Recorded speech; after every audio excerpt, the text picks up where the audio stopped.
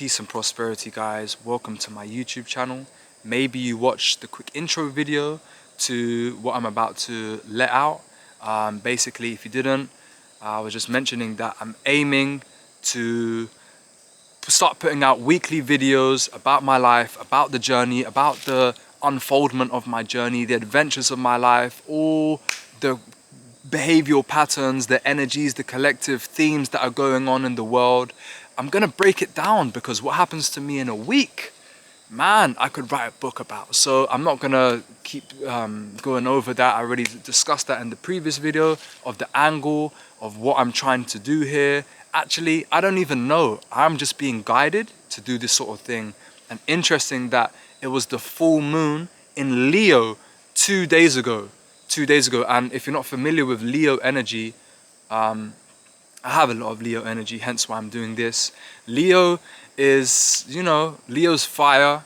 It represents the fifth house. The fifth house is Leo. What is the fifth house? The fifth house is creativity, all that fun stuff like love, all that kind of kids are found in the fifth house as well. It's like a cool energy, creative energy. Speaking, performing, music, arts, all that kind of stuff is found in the fifth house. So interesting that the full moon in Leo just went past, and I'm deciding to pick this up now because this is something I wanted to do for a while. But basically what I'm here to speak about right now, and I'm sorry I keep looking at me and the camera and the lens. I'm gonna try and look at the camera to make it more personal. However, I am amazed at how good my skin is right now and stuff like that. I actually just done a 2-day dry fast, guys. I just done a 2-day dry fast, almost 48 hours. I pushed myself to a point where I actually really needed to draw for the warm water with salt. But that's why I'm feeling really cleansed and really airy right now, because I've just dry fasted for 2 days.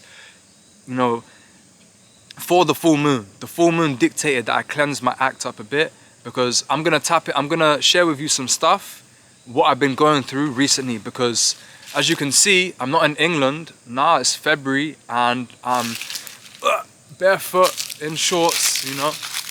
I'm barefoot in shorts. So where am I? I'm in India. I'm actually coming live from Govardhan Eco Village, which is run by Iskcon. What is Iskcon? The International Society of Krishna Consciousness. So I know I'm just talking a lot. The air energy is coming through me, but this is a good chance to get out what information is needed.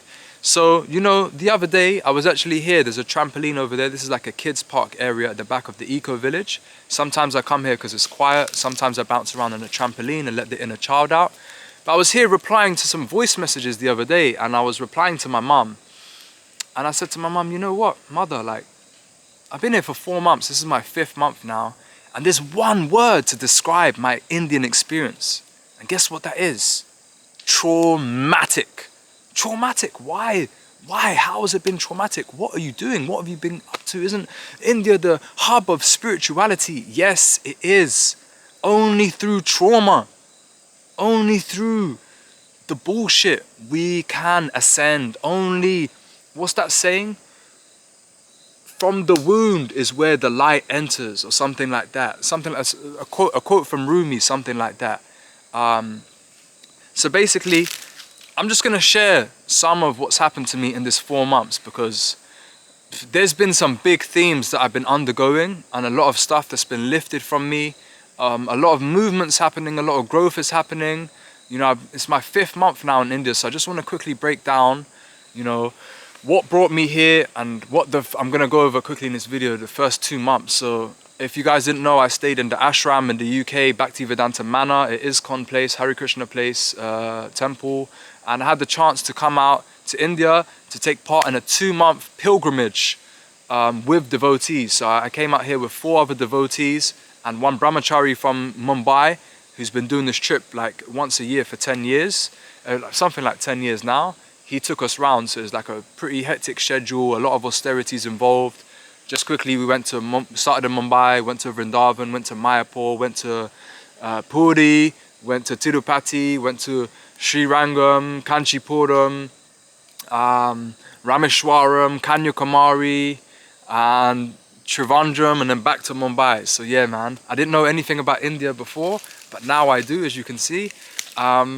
So yeah, I've come out here with devotees, man. I came out here with devotees and it was challenging, man. It was challenging. The first few weeks were good, and then yeah, when we got to Vrindavan, I became ill, and this really changed my energy. And then I didn't seek help for the illness when I was in Mayapur, and then which, you know, really brought my energy down. But anyways, it wasn't till about halfway through the trip that something changed. Something changed. What changed? I now, with the eye open, see what it was about. Because I went through a tough time, guys. Yes, check out the Back to Godhead vlog, 103 episodes if you feel the need to. I documented the whole journey, just externally. You know, I would have liked it, and the Leo in me would have loved it if someone was recording me on my journey. Maybe in the future, you know, when this YouTube thing picks up, which it will, that I will have some compadre to record me, you know, flourishing around, exploring the world, because there's a lot of magic involved. Wherever I step, there's magic. But unfortunately, I was in a group, and yeah, the magic was quite limited and quite constricted. But what I'm trying to say is, I went through some real darkness, guys. If I'm honest, the 2-month trip that I done with the devotees was traumatic. I entered in the 2nd month, I entered into a deep state of depression, of loneliness, of isolation, of seclusion, of repression. Yeah, all of these themes that I faced throughout my life all came back up, all came back out during this trip to India. At the start, I was blaming it. I was blaming it on others, as we like to do. We like to point the finger at the circumstances as to why. And the mind is very clever. The ego is very clever and can justify a lot of things, this and that. Oh, that's because of this, because of that. But as I only recently uncovered, which all of these videos, which I'm going to explain about the 4 months I've been here, it all came to a climax about 2 weeks ago. And I realized, that's why that took place. So I'm not mad at these individuals anymore. I'm not going to name the names, but I'm basically going to say that I felt suppressed. I felt suppressed. I felt unheard. As you can see, I'm super expressive. This is the Leo energy coming out in me. I'm super expressive. I've got a lot to talk about. If you see me silent and boxed in and caved in, that's not a good sign, guys. And this is what happened to me on the trip. I felt suppressed, I felt unheard, I felt unwelcome, I felt not accepted, I felt rejected. And guess what? These are my core wounds, guys. These are my core wounds. And I had to relive that, and I couldn't get out of it, and couldn't wait until the trip was done. I knew from this trip that I was not to step foot in ashram again. I learned from the trip that I was never going to step foot in ashram again. Living in an ashram, the way that the Hare Krishnas do things was too intense for me. You're not the body, and you know, my body has needs, it has needs. I'm not talking about sexual desires. I'm talking about paying attention, listening, resting, all these kind of things. But I feel like one has to be very fixed in order to enter Iskcon and to join ashram. And I guess I'm just not at that stage yet. I'm happy I got a glimpse. I'm happy I got the tattoo. I'm still wearing tulsi, so I'm still a devotee of Krishna. You know, I'm still in a Iskcon premises. But I learned from the experience. It kind of made clear to me that what the next steps were, and it was not going to go back to the ashram, because there is a 6-month Bhakti Shastri course that was starting in January that initially I wanted to take part in.